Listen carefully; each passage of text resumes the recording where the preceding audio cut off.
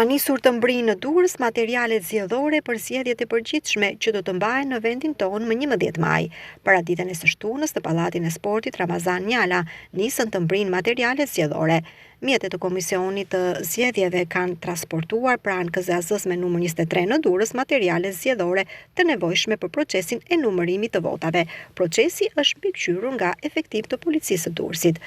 Bashkia Durrës ka në total 4 KZAZ, atë me numër 21, 22, 23 dhe 24, ndërkohë që bashkitë Shijak dhe Kruj kanë nga një komision zonal të administrimit zgjedhor.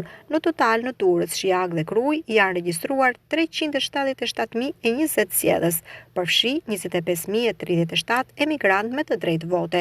Konkretisht, Durrësi ka numrin më të madh të zgjedhësve me 272.880 votues të regjistruar, ndjekur nga Kruja me 66.140 dhe Shijaku me 37.992 votues. Në Durrës, sikudo në vend, do të mbahen më 11 maj zgjedhjet për të zgjedhur përfaqësuesit e rinj të Parlamentit shqiptar.